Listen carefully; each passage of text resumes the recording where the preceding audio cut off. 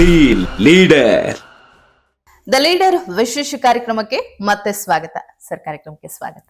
ನಮಸ್ತೆ ಸರ್, ಈಗ ರಾಜಕೀಯ ಹಾದಿ ಬಗ್ಗೆ ಡೈರೆಕ್ಟ್ ಆಗಿ ಹೋಗ್ಬಿಡೋಣ. ನಿಮ್ದು ಅಂತ ಹೇಳೋದಕ್ಕಿಂತ ನಾನು ಪ್ರಾರಂಭದಲ್ಲೇ ಹೇಳ್ದೆ, ಇವ್ರು ಕಾರ್ಪೊರೇಟರ್ ಅಲ್ಲ, ಆದ್ರೂ ಕಾರ್ಪೊರೇಟರ್ ರೀತಿ ಕೆಲಸ ಮಾಡಿದವರು ಅಂತ. ಯಾಕೆ ನಿಮ್ಮ ಹೆಂಡತಿನ ಕಾರ್ಪೊರೇಟರ್ ಆಗಿ ನೋಡ್ಬೇಕು ಅಂತ ಅನಿಸ್ತು? ನೀವ್ ಯಾಕೆ ಮಾಡ್ಲಿಲ್ಲ? ಸಮಾಜ ಸೇವೆ ಮಾಡ್ತೀನಿ ಅಂತ ಹೊರಟವರು ಯಾಕೆ? ನಾನು ಆಗ್ಲೇ ಸೋತಿದ್ದೆ ಒಮ್ಮೆ 2010ರಲ್ಲಿ. 2015 ಮಹಿಳಾ ಮೀಸಲಾತಿ ಬಂತು. ಅವರೇ ನಿಲ್ಬೇಕಲ್ಲ, ಮೀಸಲಾತಿ ಇದೆ ಅಂತ ಹೆಂಡತಿ ನಿಲ್ಸಿದ್ರಿ, ಗೆಲ್ಸಿದ್ರಿ, ಜನ ಗೆಲ್ಲಿಸಿದ್ರು. ನೀವು ಮಾಡಿರೋ ಕೆಲಸ ಗೆಲ್ಸಿದೆ. ಸೇವೆ ಗೆಲ್ಸಿದೆ ಅಂತ ಹೇಳ್ಬೋದು. ಆಮೇಲೆ ನಮ್ಮ ಮನೆಯವರು ರಾಜಕೀಯವಾಗ ಆಚೆ ಬಂದಿಲ್ಲ ಅಂದ್ರೂ ಮನೆಗೆ ಯಾರು ಬಂದ್ರು ಅವ್ರು ಹಳ್ಳಿ ಭಾಷೆ, ಅಣ್ಣ ಬನ್ನಿ, ಅಪ್ಪ ಬನ್ನಿ, ಅದು ಗೆಲುವು ತಂದು ಕೊಟ್ಟಿದೆ ಜಾಸ್ತಿ.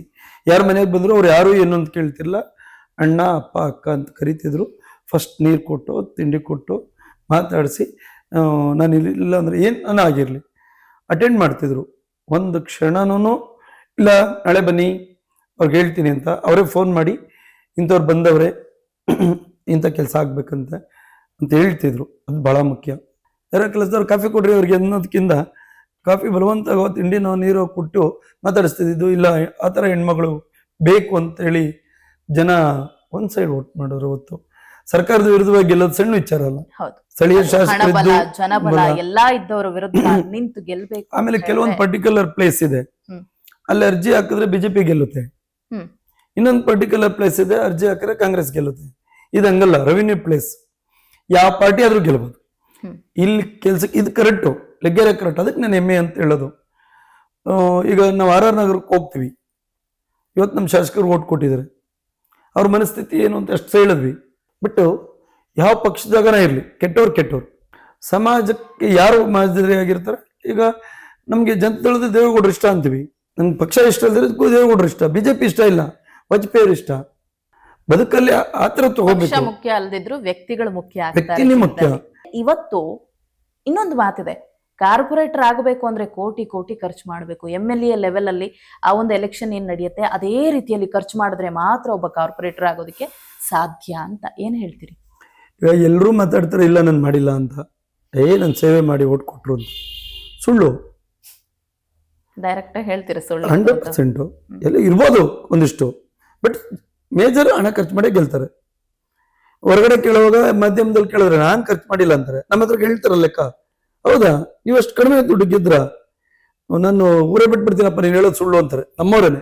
ನಾವು ನನ್ನ ಶ್ರೀಮತಿ ಕಾರ್ಪೊರೇಟರ್ ಆಗ ಮೊದಲು ಶಾಸಕರಿದ್ರು 3 ವರ್ಷ, ಒಂದು ರಸ್ತೆ ಮುಟ್ಟಿರ್ಲಿಲ್ಲ, ಮುಟ್ಟಿರ್ಲಿಲ್ಲ.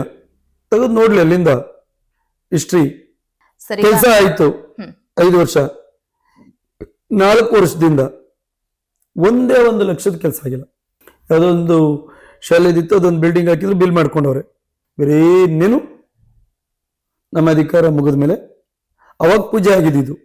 ಇವತ್ತು ನಮ್ಮಲ್ಲಿ 5 ವರ್ಷ 6 ವರ್ಷ 7 ವರ್ಷ ಆಗಿದೆ ರೋಡ್ ವಾರ್ಡಲ್ಲಿ ಟಾರ್ ಹಾಕಿ. 4 ವರ್ಷದಿಂದ ಈಚೆಗೆ ಟಾರು ಗಾಡಿನೇ ಬಂದಿಲ್ಲ. ಇದು ಹಳ್ಳ ಮುಚ್ಚಕ್ಕೆ ಮಾಮೂಲಿ ಡ್ರಮ್ಮಲ್ಲಿ ಕಾಯಿಸ್ಕೊಂಡು ಗುಂಡಿ ಒಂದಷ್ಟು ಮುಚ್ಚೋದ್ರು, ಇಲ್ಲೆಲ್ಲ ಒಂದಷ್ಟು. ನಮ್ಮ ಅಧಿಕಾರದಲ್ಲಿ ಒಂದೇ 1 ಲಕ್ಷ ರೂಪಾಯಿ ಬೋಗಸ್ ಬಿಲ್ಲು ಬರ್ಕೊಳಕ್ ಬಿಡ್ಲಿಲ್ಲ ನಾವು. ಹೆಮ್ಮೆ ಇದೆ. ಏನಿವಾಗ ಎಲ್ರು ಹೇಳ್ತಾರೆ ಯಾಕೆ ಅದು ಇದು ಅಂತ. ನಮ್ ಕೆಲಸ ಏನು? ವಿರೋಧ ಪಕ್ಷ ವಿರೋಧ ಮಾಡಕ್ಕೆ ತಾನೆ.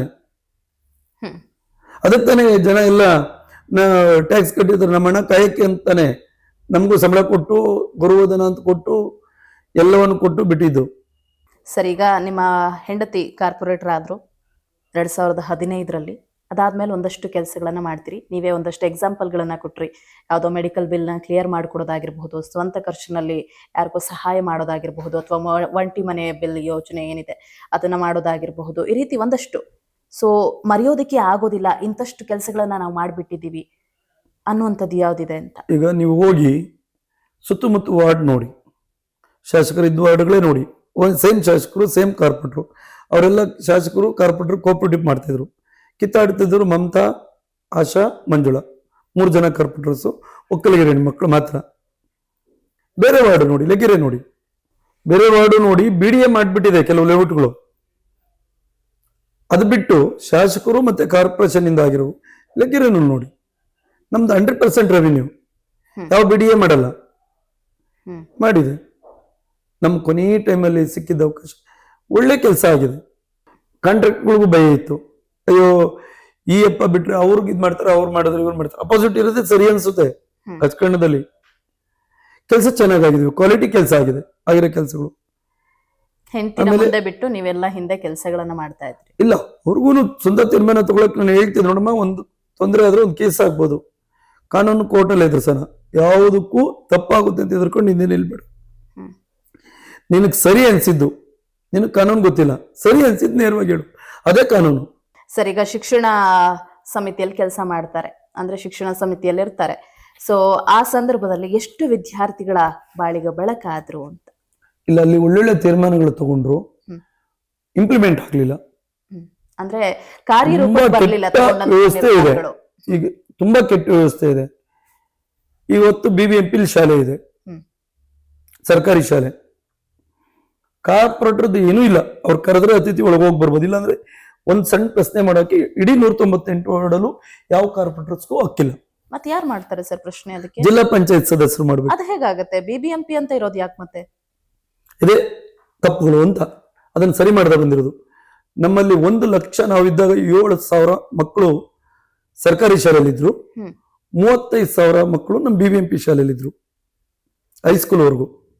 ಇವತ್ತು ಅಲ್ಲೆಲ್ಲೋ ಆನೇಕಲ್ಲಲ್ಲಿ ಗೆದ್ದಿರೋ ಜಿಲ್ಲಾ ಪಂಚಾಯತ್ ಸದಸ್ಯರು ಇಲ್ಲಿ ಶಾಲೆ ನೋಡ್ಬೇಕು, ಅಲ್ಲೆಲ್ಲೋ ಮಹದೇವಪುರಕ್ಕೆ ಹೋಗಿ ನೋಡ್ಬೇಕು. ಎಲ್ಲಿ ನೋಡ್ತಾರೆ?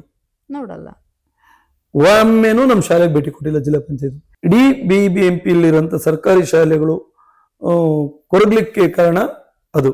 ಸ್ಥಳೀಯ ಜನಪ್ರತಿನಿಧಿಗಳಿಗೆ ಆ ಶಾಲೆಯ ಮಕ್ಕಳ ಪೇರೆಂಟ್ಸು ನಮ್ಗೆ ಓಟ್ ಹಾಕ್ತಾರೆ. ಆ ಮಕ್ಕಳ ಜವಾಬ್ದಾರಿ ಸ್ಥಳೀಯ ಕಾರ್ಪೊರೇಟರ್ಸ್ಗೆ ಇರುತ್ತೆ. ಅದೊಂದು ತೀರ್ಮಾನವನ್ನು ಬಹಳ ದೊಡ್ಡದಾಗಿ ಮಾಡಿದ್ವಿ. ಅದೊಂದು ಜಿಲ್ಲಾ ಪಂಚಾಯಿತಿಯ ಸ್ಥಾಯಿ ಸಮಿತಿ ಅಧ್ಯಕ್ಷರು ನನ್ನ ಗೆಳೆಯ ಆಗಿದ್ದ ಆ ಟೈಮಲ್ಲಿ, ನರಸಿಂಹಮೂರ್ತಿ ಅಂತ. ಎಲ್ಲ DDPIಗಳನ್ನ, ನಮ್ಮ ಕಮಿಷನರ್ನ ಜಾಯಿಂಟ್ ಮೀಟಿಂಗ್ ಮಾಡಿ ಎಲ್ಲ ಶಾಲೆಗಳು ನಮಗೆ ಟ್ರಾನ್ಸ್ಫರ್ ಕೊಡಿ ಅಂತ ಮಾಡಿದ್ವಿ. ಇಲ್ಲಿ ಲೋಕಲ್ ಜನಪ್ರತಿನಿಧಿಗಳ ಹತ್ರ ಸಾಕಾಗಷ್ಟು ಹಣ ಇರುತ್ತೆ ಕಾರ್ಪೊರೇಟರ್ಸ್, ಬಟ್ ಒಂದೇ 1,000 ಅಲ್ಲಿ ಬೆಳೆಸಕ್ ಬರಲ್ಲ. ಹಣ ಇದ್ರೆ ಬರೀ ಮೋರಿ ಎತ್ತೋದು, ಮಣ್ಣೆತ್ತೋದು, ದುಡ್ಡು ಮಾಡ್ಕೊಳ್ಳೋದು, ಇದೇ ಆಗ್ತಿತ್ತು. ಹಳೆ ಕಲ್ಲು ಹೊಸ ಬಿಲ್ ಅಂತ ಜನ ಆಡ್ಕೊಳ್ಳೋದು ಏನಿತ್ತು ಆ ಪರಿಸ್ಥಿತಿಲೇ ಇತ್ತು. ಒಳ್ಳೇದಕ್ಕೆ ಬೆಳೆಸಕ್ ಆಗ್ತಿರ್ಲಿಲ್ಲ. ಅದೊಂದು ತೀರ್ಮಾನ ತಗೊಂಡಿದ್ವಿ. ನಮ್ಮ ಕೋವಿಡ್ ಬಂತು, ಸರ್ಕಾರಕ್ಕೆ ಹೋಗಿದ್ದು ಅಲ್ಲೇ ನಿಂತಿದೆ, ಏನಾಗಿದೆ ಅಂತ ಗೊತ್ತಾಗ್ಲಿಲ್ಲ. ಎರಡನೇದು, ನಮ್ಮಲ್ಲಿ ಟೀಚರ್ಸ್ ಇಲ್ಲ.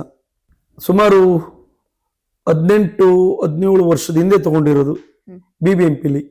BBMP ಶಾಲೆ ಸರ್ಕಾರಿ ಶಾಲೆ ಬೇರೆ. ಒಂದ್ ಶಾಲೆಗೆ ಒಬ್ಬೊಬ್ಬರನ್ನ ಕೊಟ್ಟವ್ರೆ ಟೀಚರ್ಸ್ನ. ಏನು ಅಲ್ಲ, ಟೀಚ್ಗಲ್ಲ, ಪರ್ಮನೆಂಟ್ ಟೀಚರ್ಸ್. ಇನ್ನು ಮಿಕ್ಕಿದ್ದೆಲ್ಲ ಔಟ್ಸೋರ್ಸು. ಔಟ್ಸೋರ್ಸ್ ಟೀಚರ್ಸ್ಗೆ ರೆಕಮೆಂಡ್ ಮೇಲೆ ತಗೊಳ್ತಿದ್ರು, ಇನ್ಫ್ಲೂಯೆನ್ಸ್. ನಾವು ಅದನ್ನ ಫಿಲ್ಟರ್ ಮಾಡಿದ್ವಿ. ಎಲ್ರಿಗೂ ಪಾಠ ಮಾಡಕ್ ಕೋರ್ಸ ಕೇಳಿದ್ವಿ. ನಮ್ಮ ಅಧಿಕಾರಿಗಳು ಕೂತ್ಕೊಳ್ಳೋಕೆ ಕೇಳಿದ್ವಿ. ಎಲ್ಲರೂ ಡಾಕ್ಯುಮೆಂಟ್ ಕೊಡಿ ಅಂತ. ಏನು ಕರೆಸ್ಪಾಂಡೆನ್ಸಿ ಟೀಚರ್ಸ್ ಎಲ್ಲ ಬಂದಿದ್ರು. ಕರೆಸ್ಪಾಂಡೆನ್ಸಿಯಲ್ಲಿ ಡಿಗ್ರಿ ಮಾಡ್ಕೊಂಡವರು ಡಿಗ್ರಿ ಸರ್ಟಿಫಿಕೇಟ್ ವ್ಯಾಪಾರಕ್ಕೆ ಇರೋದು ಗೊತ್ತಿದೆ. ಸುಮಾರು ಜನ ತಾನಾಗೆ ಬಿಟ್ಟೋದ್ರು. ಒಳ್ಳೆ ಟೀಚರ್ಸ್ ಬಂದರು. ನಮ್ದು 30%, 25%, 28% ಹಿಂಗಿರೋದು BBMP ರಿಸಲ್ಟು. ಮೇಡಮ್ ಆಗಿ ನೆಕ್ಸ್ಟ್ ಇಯರ್ ಇಂದ ಅದು 60-70% ಹೋಯ್ತು ರಿಸಲ್ಟು. ಒಳ್ಳೆ ಟೀಚರ್ಸ್ ಬಂದ್ರು. ಮತ್ತೆ ಟೀಚರ್ಸ್ ಒಳ್ಳೆ ಅವಕಾಶವನ್ನು ಕೊಟ್ವಿ. ಒಂದು ಟೀಚರ್ಸ್ಗೆ ನಮ್ಮ ಮನೆಯವರಿದ್ದಾಗ 6,000 ಸಂಬಳವನ್ನ ಜಾಸ್ತಿ ಮಾಡಿದ್ವಿ ಔಟ್ಸೋರ್ಸ್. ಅವ್ರಿಗೆ 18 ಇತ್ತು, ಅವ್ರೇನು ASIF ಏಜೆನ್ಸಿ ಇದೆಲ್ಲ ಕಟ್ಟಾಗಿ 12,000 ಸಿಗ್ತೈತೆ ಅಷ್ಟೇ. 15 ಮೇಲೆ ಸಿಗ್ತಿರ್ಲಿಲ್ಲ. ಅದೇ 24,000 ಆಯ್ತು. ಅವಾಗ ಅವ್ರಿಗೆ 20,000 ಮೇಲೆ ಸಿಗ್ತಿತ್ತು ಕೈಗೆ. ಟ್ಯೂಷನ್ ಮಾಡ್ಲಿಕ್ಕೆ ಹೇಳಿದ್ವಿ ಟೀಚರ್ಸ್ ಕರೆದು.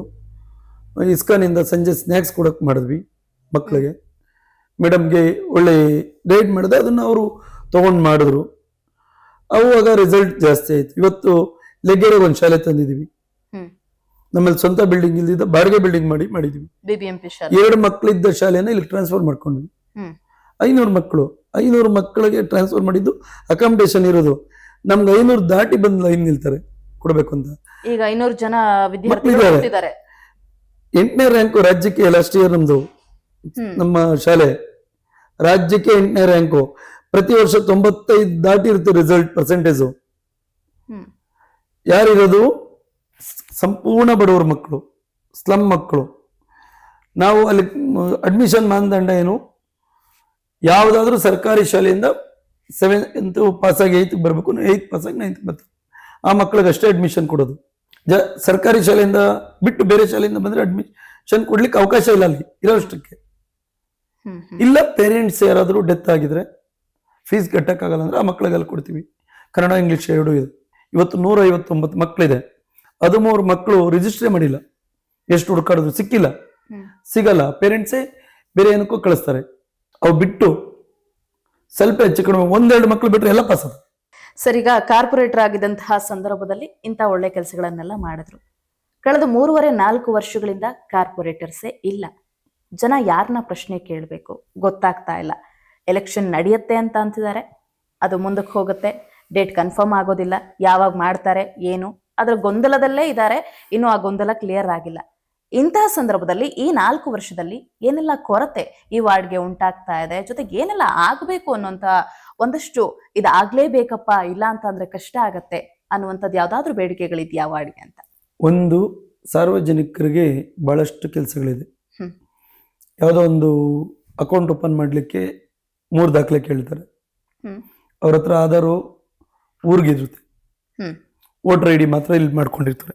ಆಧಾರ್ ಎಲ್ಲಿ ಬೇಕಾದ್ರೂ ಇರ್ಬೋದಲ್ಲ. ಇನ್ನೊಂದು ದಾಖಲೆ ಸಾಲ್ಟೇಜ್ ಬರುತ್ತೆ. ಬ್ಯಾಂಕ್ ಅಕೌಂಟ್ಗೆ ಒಂದೊಂದು ಉದ್ಯೋಗ, ಒಂದೊಂದು ಕಂಪ್ನಿ, ಇಲ್ಲ ಸ್ಥಳೀಯ ಜನಪ್ರತಿನಿಧಿಗಳು ಒಂದು ರೆಫರೆನ್ಸ್ ಬೇಕು, ಕ್ಯಾರೆಕ್ಟರ್ ಸರ್ಟಿಫಿಕೇಟ್ ಕೇಳ್ತಾರೆ.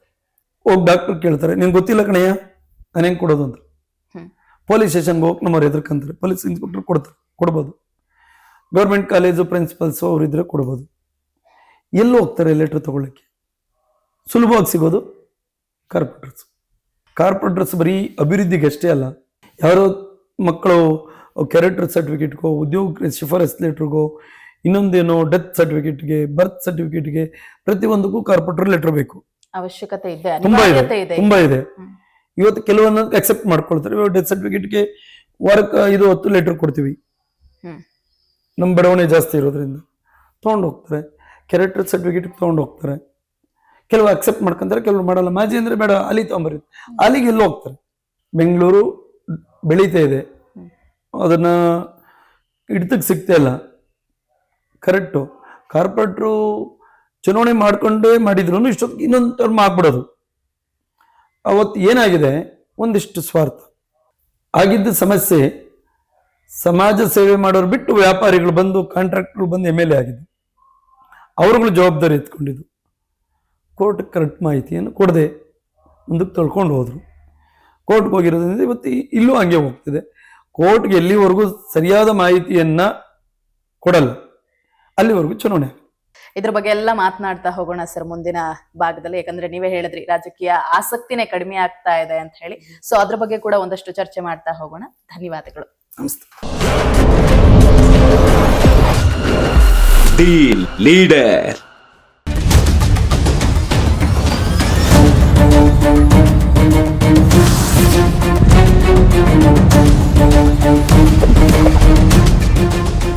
BN TV, ಇದು ನಿಮ್ಮ ಧ್ವನಿ.